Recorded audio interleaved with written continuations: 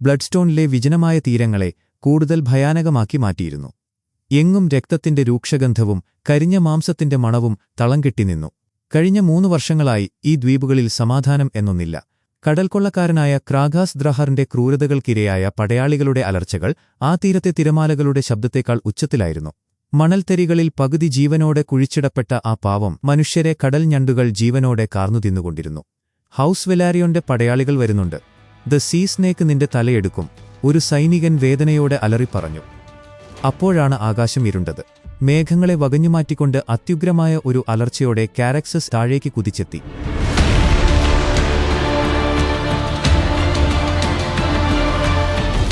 അതിന്റെ പുറത്ത് സർവനാശത്തിന്റെ ദൂതനെപ്പോലെ Prince Damon ഇരിപ്പുണ്ടായിരുന്നു. ഒരു നിമിഷം പോലും വൈകാതെ കാരാക്സസിന്റെ തൊണ്ടയിൽ നിന്നും അഗ്നിപർവ്വതം പൊട്ടിത്തെറിക്കുന്നതുപോലെ തീജ്വാലകൾ താഴേക്ക് പതിച്ചു. തീരത്തുണ്ടായിരുന്ന ട്രയാർക്കി പടയാളികൾ ജീവരക്ഷാർത്ഥം അലറിക്കരഞ്ഞുകൊണ്ട് ഗുഹകളിലേക്ക് ഓടി.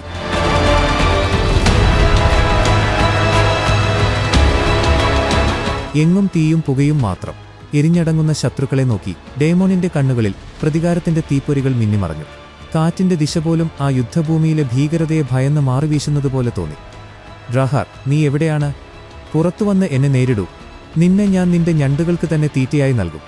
ഡേമൺ തീജ്വാലകൾക്കിടയിൽ നിന്നുകൊണ്ട് അലറിപ്പറഞ്ഞു.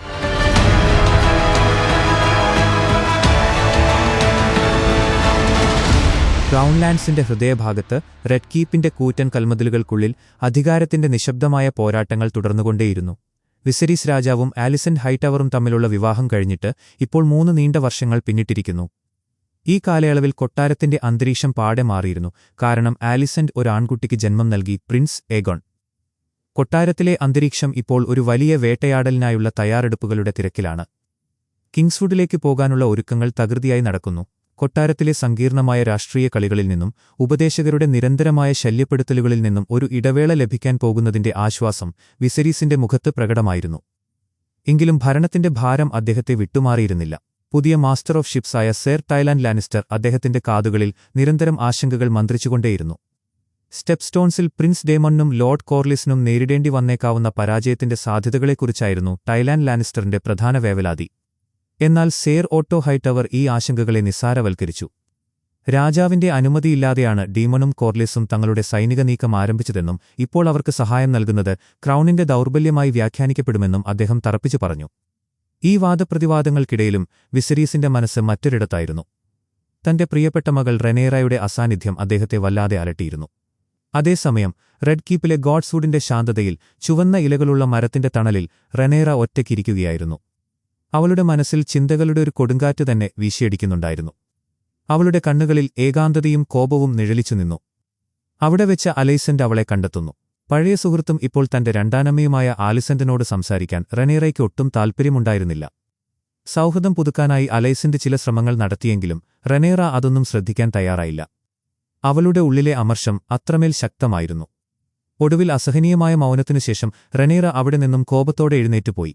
ഈ സമയത്ത് കൊട്ടാരത്തിന്റെ മറ്റൊരു ഭാഗത്ത് രഹസ്യങ്ങളുടെ ഇരുൾ വീണ ഇടനാഴിയിൽ ഓട്ടോയുടെ മൂത്ത സഹോദരനായ ലോർഡ് ഹോബർട്ട് ഹൈടവർ തന്റെ ലക്ഷ്യങ്ങൾ വ്യക്തമാക്കുകയായിരുന്നു. ഏഗോൺ ഇപ്പോൾ ഒരു കൈക്കുഞ്ഞല്ലെന്നും വെസ്റ്ററോസിന്റെ പാരമ്പര്യമനുസരിച്ച് അവനെ അയറൺ ത്രോണിന്റെ അവകാശിയായി പ്രഖ്യാപിക്കാൻ വിസെരീസിനെ പ്രേരിപ്പിക്കണമെന്നും ഹോബർട്ട് തന്റെ സഹോദരനായ ഓട്ടോയോട് കർശനമായി ആവശ്യപ്പെട്ടു. അധികാരത്തോടുള്ള അവരുടെ ആർത്തി ആ വാക്കുകളിൽ വ്യക്തമായിരുന്നു. രാജകുടുംബം കിങ്സ്വുഡിലേക്ക് ഒരു അടച്ചുറപ്പുള്ള കുതിരവണ്ടിയിൽ യാത്ര തിരിച്ചു. വണ്ടിക്കുള്ളിലെ അന്തരീക്ഷം അങ്ങേയറ്റം ശ്വാസമുട്ടിക്കുന്നതായിരുന്നു. പൂർണ്ണ ഗർഭിണിയായ അലൈസന്റ് ഈ ദുഷ്കരമായ യാത്രയിൽ ഒപ്പം വന്നത് റെനേറയെ അത്ഭുതപ്പെടുത്തി. യാത്രയുടെ ആയാസം അവളുടെ മുഖത്ത് കാണാമായിരുന്നു. നീ എന്തിനാണ് ഈ അവസ്ഥയിൽ വന്നത് എന്ന് റെനേറ ചോദിച്ചു. ശുദ്ധവായു ശ്വസിക്കുന്നത് തനിക്ക് നല്ലതാണെന്ന് മേസ്റ്റർ ഉറപ്പു നൽകിയിട്ടുണ്ടെന്നായിരുന്നു ആലിസന്റിന്റെ മറുപടി. എന്നാൽ വിസെരീസ് സംസാരത്തിന്റെ വിഷയം മാറ്റിയതോടെ വണ്ടിക്കുള്ളിലെ മൗനം വീണ്ടും കനത്തു. റെനേറ ഉടൻ തന്നെ വിവാഹിതയാകുമെന്നും തനിക്കൊരു കൊച്ചുമകനെ നൽകുമെന്നും വിസെരീസ് പ്രത്യാശ പ്രകടിപ്പിച്ചു. ഈ വാക്കുകൾ റെനേറയിൽ കടുത്ത അസ്വസ്ഥതയുണ്ടാക്കി. സിംഹാസനത്തിന്റെ അവകാശിയെന്ന നിലയിൽ അവൾ തന്നോടൊപ്പം വേട്ടയാടലിൽ പങ്കെടുക്കണമെന്ന് വിസെരീസ് നിർബന്ധം പിടിച്ചതോടെ അന്തരീക്ഷം കൂടുതൽ കലുഷിതമായി. ഒരു രാജകുമാരി എന്ന നിലയിലുള്ള തന്റെ ചുമതലകളിൽ നിന്നും അവൾ ഒഴിഞ്ഞുമാറുകയാണെന്ന് അദ്ദേഹം കുറ്റപ്പെടുത്തി. റെനേറ ആ നിർദ്ദേശത്തെ പുച്ഛിച്ചുതള്ളി. ഈ വേട്ടയാടലിനെത്തിയ പ്രഭുക്കന്മാരാരും തനിക്കുവേണ്ടിയല്ല വന്നതെന്ന് അവൾക്ക് നന്നായി അറിയാമായിരുന്നു. രാജകീയ വേട്ടയാടൽ സംഘത്തിന്റെ താവളത്തിലെത്തിയപ്പോൾ അവളുടെ ആ തോന്നൽ കൂടുതൽ ദൃഢമായി. അവിടെ കുഞ്ഞായ ഏഗോണിനു വേണ്ടി ലോർഡ് ഹോബർട്ട് ആർപ്പുവിളികൾക്ക് നേതൃത്വം നൽകുകയായിരുന്നു. സെക്കൻഡ് ഓഫ് ഹിസ് നെയിം എന്ന് വിശേഷിപ്പിച്ചുകൊണ്ട് അയാൾ ആ കുഞ്ഞിനെ വാഴ്ത്തിപ്പാടി. വിസിരീസിന്റെ അവകാശിയായി തന്നെക്കാൾ കൂടുതൽ രാജ്യം അംഗീകരിക്കുന്നത് ഏഗോണിനെയാണെന്ന സത്യം റെനേറയുടെ ഹൃദയത്തിൽ ഒരു മുള്ളുപോലെ തറച്ചു. രാജകീയ കൂടാരത്തിനുള്ളിൽ പ്രഭുകുടുംബങ്ങളിലെ സ്ത്രീകളുടെ സംഭാഷണങ്ങൾ കേട്ട് റെനേറയുടെ ക്ഷമ നശിച്ചുകൊണ്ടിരുന്നു. സ്റ്റെപ്സ്റ്റോൺസിൽ ഡയമണ്ട് നടത്തുന്ന യുദ്ധത്തെ അവർ പരിഹസിച്ചപ്പോൾ അവളുടെ ഉള്ളിലെ കോപമാളിക്കത്തി. ശ്വാസം മുട്ടിക്കുന്ന ആ കൂടാരത്തിൽ നിന്നും അവൾ പുറത്തിറങ്ങി. അപ്പോഴാണ് ലോർഡ് ജേസൺ ലാനിസ്റ്റർ അവളെ സമീപിച്ചത്. അയാൾ അവളുടെ അടുത്തേക്ക് വന്ന് ലാനിസ്പോർട്ടിൽ നിർമ്മിച്ച മധുരമുള്ള വീഞ്ഞ് നൽകി. തുടർന്ന് കാസ്റ്റർലി റോക്കിൽ ലഭ്യമായ ആഡംബരങ്ങളെക്കുറിച്ചും അവകാശങ്ങളെക്കുറിച്ചും അയാൾ വാചാലനായി. തനിക്ക് സ്വന്തമായി ഒരു ഡ്രാഗൺ പിറ്റ് ഇല്ലെങ്കിലും അത് നിർമ്മിക്കാനുള്ള സാമ്പത്തിക ശേഷി തനിക്കുണ്ടെന്ന് ലോർഡ് ജേസൺ പറഞ്ഞപ്പോൾ റെനേറയ്ക്ക് ആശയക്കുഴപ്പമായി. എന്തിനാണ് താങ്കൾക്ക് അങ്ങനെയൊന്ന് എന്ന് റെനേറ ചോദിച്ചു. തന്റെ രാജ്ഞിയെ, അല്ലെങ്കിൽ തന്റെ ഭാര്യയെ സന്തോഷിപ്പിക്കാൻ വേണ്ടിയാണ് അതെന്ന് ജേസൺ മറുപടി പറഞ്ഞു. തന്നോട് വിവാഹാഭ്യർത്ഥന നടത്താനാണ് ലോർഡ് ജേസൺ ശ്രമിക്കുന്നതെന്ന് മനസ്സിലാക്കിയ റെനേറ അയാളെ അവിടെ ഉപേക്ഷിച്ച് അങ്ങേയറ്റം ക്ഷുഭിതയായി വിസരീസിനോട് സംസാരിക്കാനായി രാജകീയ കൂടാരത്തിലേക്ക് മടങ്ങി. തന്റെ പിതാവിനെ കണ്ടയുടൻ റെനേറ പൊട്ടിത്തെറിച്ചു. പ്രായപൂർത്തിയായതുമുതൽ അവളുടെ കൈപിടിക്കാൻ നിരവധി പേർ വന്നിട്ടുണ്ടെന്നും ലോർഡ് ജേസൺ അതിൽ അവസാനത്തെ ആൾ മാത്രമാണെന്നും വിസരീസ് വാദിച്ചു. എന്നാൽ ഈ വിഷയത്തിൽ സംസാരിക്കാൻ താൻ നടത്തിയ എല്ലാ ശ്രമങ്ങളെയും അവൾ അവഗണിക്കുകയാണെന്ന് അദ്ദേഹം കുറ്റപ്പെടുത്തി. വിവാഹം കഴിക്കാൻ തനിക്ക് യാതൊരു താൽപ്പര്യവുമില്ലെന്ന് റെനേറ തീർത്തു പറഞ്ഞു. ഇതുകേട്ട വിസരീസിന്റെ നിയന്ത്രണം നഷ്ടപ്പെട്ടു. പാരമ്പര്യത്തിനും കടമയ്ക്കും വേണ്ടി താൻ വീണ്ടും വിവാഹം കഴിക്കാൻ നിർബന്ധിതനായതുപോലെ അവളും അതിന് ബാധ്യസ്ഥയാണെന്ന് അദ്ദേഹം ദേഷ്യത്തോടെ പറഞ്ഞു. ആ വാഗ്വാദം കൂടുതൽ രൂക്ഷമാകുന്നതിനു മുമ്പ് റോയൽ ഹൺസ്മാൻ ഒരു വെള്ളമാൻ, അതായത് വൈറ്റ് ഹാർട്ടിനെ കണ്ടെത്തിയെന്ന വാർത്തയുമായി ഓട്ടോ അവിടെയെത്തി. കിങ്സ്വുഡിലെ പ്രാദേശിക വിശ്വാസങ്ങളനുസരിച്ച് കിങ് ഓഫ് ദ കിങ്സ്വുഡ് എന്ന് വിളിക്കപ്പെടുന്ന ആ മൃഗത്തെ പിടികൂടി കൊല്ലുന്നത് പ്രിൻസ് ഏഗോണിന്റെ നാമകരണ ദിനത്തിൽ ഒരു വലിയ ശുഭസൂചകമായിരിക്കുമെന്ന് ഓട്ടോ നിർബന്ധം പിടിച്ചു. ഓട്ടോയോടൊപ്പം പോകുന്നതിനു മുമ്പ് റെനേറ വിവാഹം കഴിച്ചിരിക്കണമെന്ന് വിസരീസ് അവസാനമായി ഉറപ്പിച്ചു പറഞ്ഞു.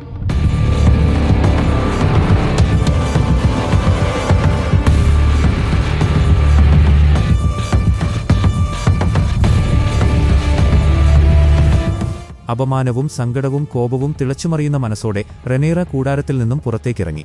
അവളൊരു കുതിരപ്പുറത്ത് കയറി ആ ക്യാമ്പിൽ നിന്നും അതിവേഗം പുറത്തേക്ക് ഓടി.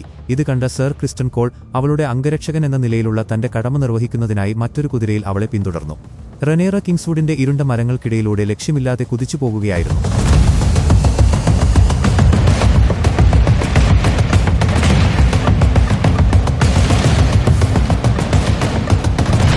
പുറകിൽ ക്രിസ്റ്റൻ അവളോട് നിർത്താൻ യാചിച്ചുകൊണ്ട് അടുത്തുതന്നെ ഉണ്ടായിരുന്നു. ഒടുവിൽ ശാന്തമായ ഒരു ചെറിയ തടാകത്തിന്റെ തീരത്തുവെച്ച് അവൻ അവൾക്കരികിലെത്തി. തന്നെ ജേസൺ ലാനിസ്റ്ററിന് വിവാഹം കഴിച്ചുകൊടുക്കാൻ പിതാവ് ശ്രമിക്കുന്നതിലെ കടുത്ത നിരാശയും വേദനയും റെനേറ അവനോട് പങ്കുവച്ചു. തമാശ രൂപേണ താൻ വേണമെങ്കിൽ അയാളെ കൊന്നുകളയാം എന്ന് ക്രിസ്റ്റൻ പറഞ്ഞപ്പോൾ മാത്രമാണ് അവളുടെ മുഖത്ത് നേരിയതെങ്കിലും ഒരു പുഞ്ചിരി വിടർന്നത്. തിരികെ ക്യാമ്പിലേക്ക് പോകാമെന്ന് ക്രിസ്റ്റൻ നിർദ്ദേശിച്ചെങ്കിലും ഇപ്പോൾ അങ്ങോട്ട് മടങ്ങാൻ തനിക്ക് താൽപ്പര്യമില്ലെന്നും കുറച്ചുനേരം ഈ വനത്തിൽ ചിലവഴിക്കാമെന്നും അവൾ പറഞ്ഞു. അവർ ആ കൊടുങ്കാട്ടിലൂടെ നടക്കുമ്പോൾ നിങ്ങൾക്ക് വിവാഹനിശ്ചയം കഴിഞ്ഞിരുന്നോ എന്ന് റെനേറ ചോദിച്ചു. ലോർഡ് ഡോണ്ടേറിയന്റെ കാര്യസ്ഥന്റെ മകൻ എന്ന നിലയിൽ തനിക്ക് സാധാരണക്കാരിയായ ഒരു പെൺകുട്ടിയെ വിവാഹം കഴിക്കാമായിരുന്നുവെന്നും എന്നാൽ താൻ ആരെയും ആഗ്രഹിച്ചിരുന്നില്ലെന്നും ക്രിസ്റ്റൻ മറുപടി നൽകി. അവന്റെ ആ സ്വാതന്ത്ര്യത്തോട് തനിക്ക് അസൂയ തോന്നുന്നുവെന്ന് റെനേറ തുറന്നു സമ്മതിച്ചു. പിതാവിന്റെ അവകാശിയായി പ്രഖ്യാപിക്കപ്പെട്ടിട്ടും തനിക്ക് യഥാർത്ഥ അധികാരമോ സ്വാധീനമോ ഇല്ലെന്നും താൻ വെറുമൊരു പേരുകാരി മാത്രമാണെന്നും അവൾ സങ്കടത്തോടെ പറഞ്ഞു. എന്നാൽ ഹൗസ് കോളിൽ നിന്നും മറ്റാർക്കും ലഭിക്കാത്തത്ര വലിയ അംഗീകാരമായ കിങ്സ്ഗാർഡിലേക്ക് തന്നെ ഉയർത്തിയത് റെനേറയാണെന്ന് ക്രിസ്റ്റൻ അവളെ ഓർമ്മിപ്പിച്ചു. അവൾക്ക് അവളുടേതായ ശക്തിയുണ്ടെന്ന് അവൻ അവളെ ബോധ്യപ്പെടുത്താൻ ശ്രമിച്ചു. അതേസമയം രാജകീയ കൂടാരത്തിൽ വിസരീസ് വീണ്ടും മദ്യത്തിൽ അഭയം പ്രാപിച്ചിരുന്നു. റോയൽ ഹൺസ്മാൻ ആ വെള്ളമാനിനെ കണ്ടെത്തുന്നതും കാത്തിരിക്കുകയായിരുന്നു അദ്ദേഹം. അപ്പോഴാണ് ലോർഡ് ജേസൺ ലാനിസ്റ്റർ വീണ്ടും അദ്ദേഹത്തെ സമീപിച്ച് റെനേറയുമായുള്ള വിവാഹത്തിന് അനുമതി ചോദിച്ചത്. കാസ്റ്റർലി റോക്കിലെ പ്രഭ്വി എന്ന നിലയിൽ വിസരീസിന്റെ അവകാശി എന്ന പദവി നഷ്ടപ്പെടുന്നതിന് പകരമായി റെനേറയ്ക്ക് നല്ലൊരു ജീവിതം ലഭിക്കുമെന്ന് അയാൾ പറഞ്ഞു. തന്നെ മാറ്റി നിർത്തി റെനേറയുടെ സ്ഥാനം മറ്റൊരാൾക്ക് നൽകാൻ വിസരീസ് ഉദ്ദേശിക്കുന്നു എന്ന അയാളുടെ ധാരണ അങ്ങേയറ്റം പ്രകോപിപ്പിച്ചു.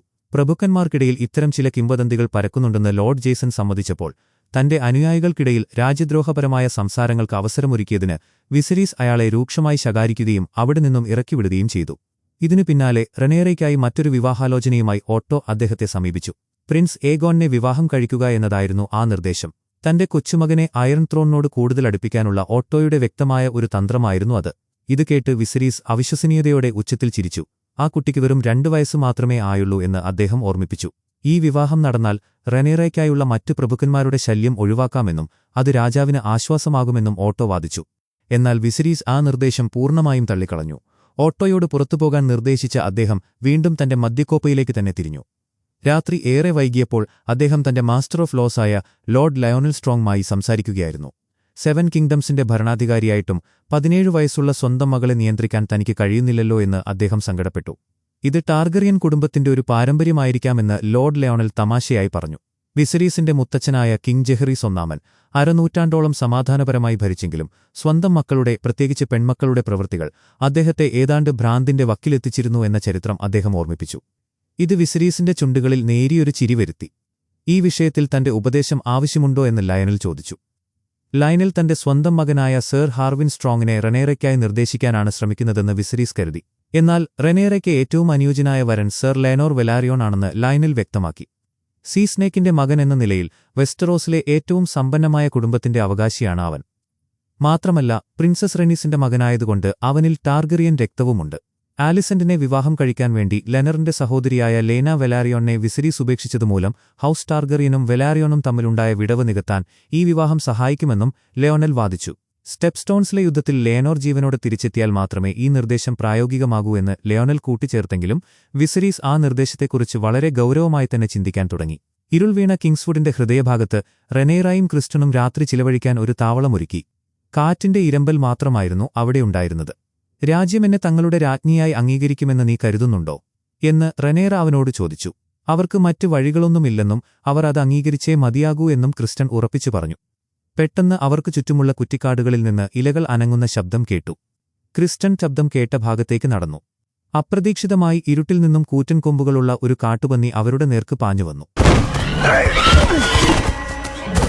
അത് റെനേറയുടെ നേർക്ക് തിരിഞ്ഞപ്പോൾ അതിനെ കീഴ്പ്പെടുത്താൻ ശ്രമിച്ചു. ഭയവും അതിലുപരി തന്റെ ഉള്ളിലെ അടക്കിവെച്ച സകല കോപവും നിരാശയും ആഞ്ഞടിച്ച നിമിഷത്തിൽ റെനേറ ഒരു ഭ്രാന്തിയെപ്പോലെ തന്റെ കത്തിയെടുത്ത് ആ മൃഗത്തെ തുടരെ തുടരെ കുത്തിക്കൊലപ്പെടുത്തി. അതേസമയം കൊട്ടാരത്തിലെ താവളത്തിൽ കടുത്ത മദ്യലഹരിയിലായിരുന്ന വിസരീസ് ആലിസന്റിനോട് തന്റെ ഉള്ളിലെ ഭയങ്ങൾ തുറന്നു പറയുകയായിരുന്നു. റെനേറയെ തന്റെ അവകാശിയായി പ്രഖ്യാപിച്ചത് ഒരു തെറ്റായിരുന്നോ എന്ന് അദ്ദേഹം സങ്കടത്തോടെ ചോദിച്ചു. ഏഗോൺ ദ കോങ്കററിന്റെ കിരീടം ധരിച്ച ഒരു മകൻ തനിക്ക് ജനിക്കുമെന്ന ആ പ്രവചനത്തിന് പിന്നാലെ ഭ്രാന്തമായി ഓടി ഒടുവിൽ തനിക്ക് തന്റെ പ്രിയപ്പെട്ട ക്വീനമായെ നഷ്ടപ്പെടുകയും റെനേറയുമായി അകലുകയും ചെയ്തു. തന്റെ ആ ആർത്തി കുടുംബത്തിനും രാജ്യത്തിനുമുണ്ടാക്കിയ മുറിവുകൾ ഉണക്കാനാണ് റെനേറയെ അവകാശിയായി പ്രഖ്യാപിച്ചതെന്ന് അദ്ദേഹം പറഞ്ഞു. ആലിസന്റ് അദ്ദേഹത്തെ ആശ്വസിപ്പിക്കാൻ ശ്രമിച്ചുവെങ്കിലും കണ്ണീരോടെ വിസരീസ് വീണ്ടും സ്വയം ചോദിച്ചു, ഇപ്പോൾ തനിക്കൊരു മകൻ ജനിച്ച സ്ഥിതിക്ക് റെനേറയ്ക്ക് പ്രഥമസ്ഥാനം നൽകിയത് തെറ്റായിപ്പോയോ എന്ന്. പിറ്റേന്ന് രാവിലെ വിസരീസും അദ്ദേഹത്തിന്റെ പ്രഭുക്കന്മാരും റോയൽ ഹണ്ട്സ്മാന്റെ കൂടെ ഗോഡ്സ്വുഡിലെ ഒരു മൈതാനത്തെത്തി. അവർക്ക് ആ വൈറ്റ് ഹാർട്ടിനെ കണ്ടെത്താൻ കഴിഞ്ഞിരുന്നില്ല. പകരം വിസരീസിന് കൊല്ലാനായി ഒരു വലിയ മാനിനെ അവർ കെട്ടിയിട്ടിരുന്നു.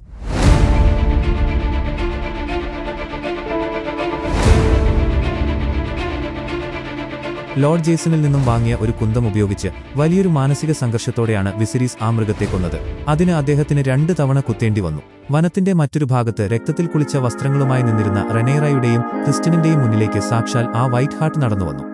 വനത്തിന്റെ രാജാവ് എന്നറിയപ്പെടുന്ന ആ അതിമനോഹരമായ മൃഗത്തെ അവൾ അല്പനേരം നോക്കി നിന്നു.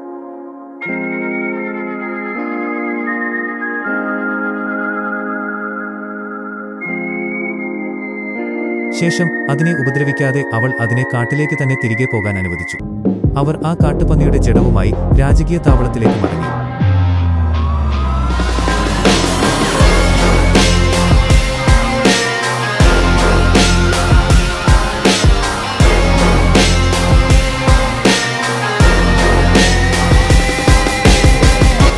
ീപ്പിലേക്ക് തിരിച്ചെത്തിയ ശേഷം ഓട്ടോയും ആലിസന്റും സ്വകാര്യമായി സംസാരിച്ചു. വിസരീസിനെക്കൊണ്ട് ഏഗോണിനെ അവകാശിയായി പ്രഖ്യാപിപ്പിക്കാൻ നീ ശ്രമിക്കണമെന്ന് ഓട്ടോ അവളോട് വീണ്ടും ആവശ്യപ്പെട്ടു. റെനേറയെ സിംഹാസനത്തിലിരിക്കാൻ അനുവദിക്കുന്നത് വലിയ കലാപങ്ങൾക്ക് വഴിവെക്കുമെന്ന് അയാൾ മുന്നറിയിപ്പ് നൽകി. എന്നാൽ ഹൌസ് ഹൈടവർ ഉൾപ്പെടെയുള്ള ഈ രാജ്യത്തെ എല്ലാ പ്രഭുക്കന്മാരും വിസരീസിന്റെ അവകാശിയായി റെനേറയോട് കൂറു പ്രഖ്യാപിച്ചതാണെന്ന് ആലിസന്റ് തന്റെ പിതാവിനെ ഓർമ്മിപ്പിച്ചു. സ്വന്തം സഹോദരിയുടെ ജന്മാവകാശം തട്ടിയെടുക്കാൻ താൻ തന്റെ മകനെ പഠിപ്പിക്കില്ലെന്ന് അവൾ തീർത്തു പറഞ്ഞു. പാരമ്പര്യവും കീഴ്വഴക്കങ്ങളുമനുസരിച്ച് വിസരീസിന്റെ മകൻ എന്ന നിലയിൽ ഏഗോണാണ് യഥാർത്ഥ അവകാശിയെന്നും വരാനിരിക്കുന്ന രാജാവെന്നും ഓട്ടോ വാദിച്ചു. അന്ന് രാത്രി ആലിസന്റ് വിസരീസിനെ കാണാൻ ചെന്നു. സർ വെമോൺ വെലാരിയോണിൽ നിന്ന് സ്റ്റെപ്സ്റ്റോൺസിലേക്ക് കൂടുതൽ സൈന്യത്തെ ആവശ്യപ്പെട്ടുകൊണ്ടുള്ള ഒരു കത്ത് തനിക്ക് ലഭിച്ചുവെന്ന് അദ്ദേഹം അവളോട് വെളിപ്പെടുത്തി. കൂടാതെ റെനേറയ്ക്ക് അവളുടെ വ്യക്തിപരമായ താൽപര്യങ്ങൾ എന്തുതന്നെയായാലും രാജ്യഭരണത്തിൽ അവളെ സഹായിക്കാൻ തക്ക പദവിയുള്ള ഒരു കിങ് കോൺസോർട്ടിനെ ആവശ്യമുണ്ടെന്നും അദ്ദേഹം നിരാശയോടെ പറഞ്ഞു. റെനേറയ്ക്ക് സ്വന്തമായി ഭർത്താവിനെ തിരഞ്ഞെടുക്കാനുള്ള സ്വാതന്ത്ര്യമെങ്കിലും നൽകണമെന്ന് അലൈസന്റ് അദ്ദേഹത്തോട് അഭ്യർത്ഥിച്ചു. ഒപ്പം സ്റ്റെപ്സ്റ്റോൺസിലേക്ക് ഉടൻ തന്നെ സൈന്യത്തെ അയക്കണമെന്നും ആ ക്രാബ് ഫീഡർ വിജയിക്കുന്നതിനേക്കാൾ വെസ്റ്ററോസിന് നല്ലത് വെലാരിയോൺകളും ഡീമോണും വിജയിക്കുന്നതാണെന്നും അവൾ ഉപദേശിച്ചു. പിറ്റേന്ന് രാവിലെ വിസെരീസ് റെനേറായെ സ്മോൾ കൗൺസിൽ ചേംബറിലേക്ക് വിളിപ്പിച്ചു. തന്റെ സഹോദരൻ ഒരു അഭിമാനപ്രശ്നത്തിന്റെ പേരിൽ അവിടെ കിടന്നു മരിക്കുന്നത് കാണാൻ തനിക്ക് കഴിയില്ലെന്നും അതിനാൽ ഡയമോണിന് സഹായമയക്കാൻ താൻ തീരുമാനിച്ചുവെന്നും അദ്ദേഹം അവളോട് പറഞ്ഞു. ഈ വിഷയത്തിൽ അവളുടെ അഭിപ്രായം എന്താണെന്ന് അദ്ദേഹം ചോദിച്ചു. ഭരണകാര്യങ്ങളിൽ തന്റെ അഭിപ്രായങ്ങൾക്ക് യാതൊരു വിലയുമില്ലെന്ന് നിങ്ങളും ഈ സ്മോൾ കൗൺസിലും പലവട്ടം വ്യക്തമാക്കിയിട്ടുള്ളതാണെന്ന് അവൾ തിരിച്ചടിച്ചു. തന്റെ സഹോദരനെപ്പോലെ സ്വന്തം മകളും തനിക്കൊരു തലവേദനയാകാനാണോ ഉദ്ദേശിക്കുന്നത് എന്ന് വിസെരീസ് ദേഷ്യത്തോടെ ചോദിച്ചു. ജേസൺ ലാനിസ്റ്ററിനെ അവൾക്കുമേൽ അടിച്ചേൽപ്പിക്കാൻ ശ്രമിച്ചതിന് അദ്ദേഹം മാപ്പു ചോദിച്ചു. ഹൌസ് ലാനിസ്റ്ററിന്റെ സമ്പത്തും അധികാരവും അവൾക്ക് നൽകി അവളെ സഹായിക്കാൻ മാത്രമാണ് താൻ ശ്രമിച്ചതെന്ന് അദ്ദേഹം വിശദീകരിച്ചു. എന്നാൽ തന്നെ എങ്ങനെയെങ്കിലും ഒഴിവാക്കി തന്റെ സ്ഥാനം മറ്റൊരാൾക്ക് നൽകാനുള്ള പിതാവിന്റെ വ്യക്തമായൊരു തന്ത്രമായിട്ടാണ് തനിക്കത് തോന്നിയതെന്ന് റെനേറ പരിഹസിച്ചു. അവളെ മാറ്റാൻ താൻ ഒരിക്കലും ഉദ്ദേശിച്ചിട്ടില്ലെന്ന് വിസെരീസ് ഉറപ്പിച്ചു പറഞ്ഞു. തന്റെയും അവളുടെ അമ്മയുടെയും വിവാഹം പിന്നീട് വളരെ സന്തോഷകരമായി മാറിയെങ്കിലും വെസ്റ്ററോസിന്റെ ചരിത്രത്തിലെ മിക്ക രാജകീയ വിവാഹങ്ങളെയും പോലെ അതൊരു രാഷ്ട്രീയ തീരുമാനമായിരുന്നുവെന്ന് അദ്ദേഹം അവളെ ഓർമ്മിപ്പിച്ചു. അവൾ സ്വന്തമായൊരു കുടുംബം തുടങ്ങി സന്തോഷത്തോടെ ജീവിക്കണമെന്നും സിംഹാസനത്തിലേക്കുള്ള അവളുടെ അവകാശത്തിന് ഭർത്താവിന്റെ കുടുംബത്തിന്റെ പിന്തുണ ഉറപ്പാക്കണമെന്നും അദ്ദേഹം ആവശ്യപ്പെട്ടു. എന്നാൽ തന്റെ പങ്കാളിയെ തിരഞ്ഞെടുക്കാനുള്ള പൂർണ്ണ സ്വാതന്ത്ര്യം അവൾക്ക് താൻ നൽകുകയാണെന്നും വിസെരീസ് പ്രഖ്യാപിച്ചു. ലോർഡ് കോർലിസ് വെലാരിയോണും പ്രിൻസ് ഡേമൺ ടാർഗറിയനും ചേർന്ന് ക്രാഗാസ് ഡ്രാഹറിന്റെ ആക്രമണങ്ങളെ ചെറുക്കാൻ സ്റ്റെപ്സ്റ്റോൺസിലേക്ക് പടക്കപ്പലുകളുമായി പോയിട്ട് ഇപ്പോൾ 3 വർഷങ്ങൾ കഴിഞ്ഞിരിക്കുന്നു. ഒരു വലിയ ഭൂപടത്തിനു മുന്നിൽ നിന്ന് കോർലിസ് വെലാരിയോൺ തന്റെ സേനാനായകരുമായി ചർച്ച ചെയ്യുകയായിരുന്നു. നമുക്ക് 16 അല്ലെങ്കിൽ 18 കടലിൽ യാത്ര ചെയ്യാൻ കഴിയുന്ന കപ്പലുകളുണ്ട്. 700 കാലാൾപ്പടയും ഏതാണ്ട് 60 യോദ്ധാക്കളും. കടലിൽ നിന്ന് മീൻ പിടിക്കാൻ കഴിയുന്നതൊഴിച്ചാൽ നമ്മുടെ ഭക്ഷണം വേഗത്തിൽ തീർന്നുകൊണ്ടിരിക്കുകയാണ്. ഞാൻ പറയും, നമുക്കിനി 2 ആഴ്ചത്തെ സമയമുണ്ട്. കർശനമായി നിയന്ത്രിച്ചാൽ ചിലപ്പോൾ കുറച്ചുനാൾ കൂടി ലഭിച്ചേക്കാം. കൂടുതൽ കപ്പലുകൾ അയക്കാൻ ഞാൻ ഡ്രിഫ്റ്റ്മാർക്കിലേക്ക് പറഞ്ഞിട്ടുണ്ട്, പക്ഷെ അവരെത്താൻ ആഴ്ചകളെടുക്കും. നമ്മൾ പരാജയപ്പെട്ടുകൊണ്ടിരിക്കുകയാണ്. ട്രയാർക്കിക്ക് അത് മനസ്സിലായിട്ടുണ്ട്. നമ്മൾ ആക്രമണം തുടരണം, ഡ്രാഗൺകളെ അയച്ചുകൊണ്ടേയിരിക്കണമെന്ന് അദ്ദേഹം ഗൗരവത്തിൽ പറഞ്ഞു. അപ്പോൾ അദ്ദേഹത്തിന്റെ മകൻ ലേനോർ വെലാരിയോൺ നിരാശയോടെ, അതിൽ യാതൊരു അർത്ഥവുമില്ല അച്ഛാ. ഈ മണൽക്കുന്നുകൾക്കപ്പുറം ക്രാബ് ഫീഡർ വളരെ ബുദ്ധിമുട്ടുള്ളൊരു തടസ്സം സൃഷ്ടിച്ചിരിക്കുകയാണ്. വില്ലാളികൾ ഉയർന്ന പ്രദേശങ്ങളിൽ നിലയുറപ്പിച്ചിട്ടുണ്ട്, കാലാൾപ്പട താഴെയുമുണ്ട്. നമ്മൾ ഡ്രാഗണിന്റെ പുറത്തേറി അവരെ വീണ്ടും വീണ്ടും ആക്രമിച്ചു. എന്നാൽ അവർ ആ ഗുഹകൾക്കുള്ളിലേക്ക് പിൻവാങ്ങുക മാത്രമാണ് ചെയ്യുന്നത്. ഡ്രാഗൺകൾക്ക് ആകാശത്തുനിന്നും താഴേക്ക് വീഴുന്നതുവരെ ബ്ലഡ്സ്റ്റോണിന് ചുറ്റും പറക്കാം. ക്രാബ് ഫീഡറിനും അവന്റെ ആളുകൾക്കും ആ ഗുഹകൾ വിട്ട് പുറത്തുവരാൻ യാതൊരു കാരണവുമില്ല എന്ന് പറഞ്ഞു. എന്നിട്ടവൻ പുതിയൊരു തന്ത്രം മുന്നോട്ടുവെച്ചു. ആ ഞണ്ടിനെ പിടിക്കാൻ പച്ചമാംസം ഇരയായി കൊടുക്കണം. ആരെയാണ് ഇരയാക്കുക എന്നറിയാൻ കോർലിസ് ചോദിച്ചു. അപ്പോഴാണ് ആകാശത്തുനിന്ന് വലിയൊരു ശബ്ദം കേട്ടത്. വേമോൺ വെലാരിയൺ സംശയത്തോടെ, ഇവിടെയുള്ള ഏത് മനുഷ്യനാണ് സന്തോഷത്തോടെ സ്വന്തം മരണത്തിലേക്ക് പോവുക? എനിക്ക് കാണിച്ചു തരൂ. പെട്ടെന്ന് വേമോൺ തന്നെ ദേഷ്യത്തോടെ പറഞ്ഞു, ഡേമൺ കാരണമാണ് നമ്മൾ പരാജയപ്പെടുന്നത്. കോർലിസ് അവരെ ശാസിച്ചുകൊണ്ട്, മതിയാക്കൂ ലേനോർ എന്ന് പറഞ്ഞു. അവിടേക്കാണ് ദൂതനായ സേർ അഡാം ഒരു കത്തുമായി വന്നത്. പ്രിൻസ് ഡേമൺ, ആൻഡൽസ്, റോയ്നാർ ഫേസ്റ്റ്മെൻ എന്നിവരുടെ രാജാവും 7 കിങ്ഡംസിന്റെ നാഥനും രാജ്യത്തിന്റെ സംരക്ഷകനും തന്റെ പേരുള്ള ആദ്യത്തെയാളുമായ ഹിസ് ഗ്രേസ് വിസെരീസ് ടാർഗറിയന്റെ സന്ദേശം ഞാൻ കൊണ്ടുവന്നിരിക്കുന്നു എന്ന് അവൻ പ്രഖ്യാപിച്ചു. കത്ത് പൊട്ടിച്ചു വായന തുടങ്ങി.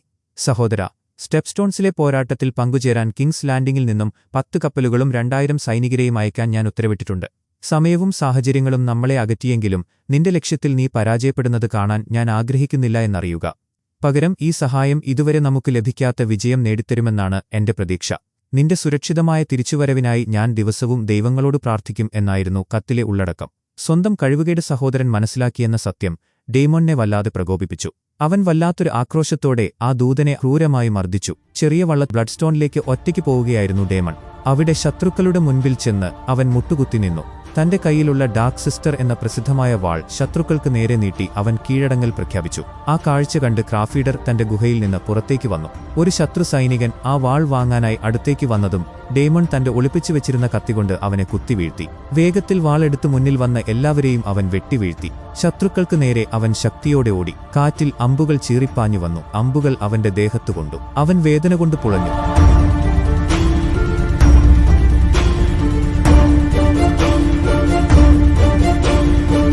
പെട്ടെന്നാണ് ആകാശത്തുനിന്ന് ഭയാനകമായ ആ ശബ്ദം കേട്ടത്. ലേനോർ വെലാരിയോൺ തന്റെ സീസ്മോക്ക് എന്ന ഡ്രാഗന്റെ പുറത്തു വരികയായിരുന്നു. ഡ്രാഗൺ ശത്രുക്കളുടെ മേൽ തീമഴ പെയ്ച്ചു. ശത്രുക്കൾ നിലവിളിച്ചുകൊണ്ട് ചിതറിയോടി. ആ അവസരം മുതലെടുത്ത് കോർലിസും സൈന്യവും അവിടേക്ക് ഇരച്ചുകയറി. അമ്പുകൾ തറഞ്ഞ ശരീരവുമായി ഡേമൺ ക്രാബ് ഫീഡറിനെ പിന്തുടർന്ന് ആ ഗുഹയിലേക്ക് തന്നെ കയറിപ്പോയി. പുറത്ത് വലിയൊരു യുദ്ധം നടന്നു. എല്ലാവരെയും കൊന്നൊടുക്കി വെലറിയനെ സൈന്യം വിജയം ആഘോഷിക്കുമ്പോൾ ആ ഗുഹയുടെ ഇരുട്ടിൽ നിന്ന് രക്തത്തിൽ കുളിച്ച ഡേമൺ പുറത്തേക്ക് വന്നു. അവന്റെ കയ്യിൽ ക്രാബ് ഫീഡറിന്റെ പാതി മുറിച്ച ശരീരമുണ്ടായിരുന്നു. അത് അവൻ ആ യുദ്ധഭൂമിയിലേക്ക് വലിച്ചു.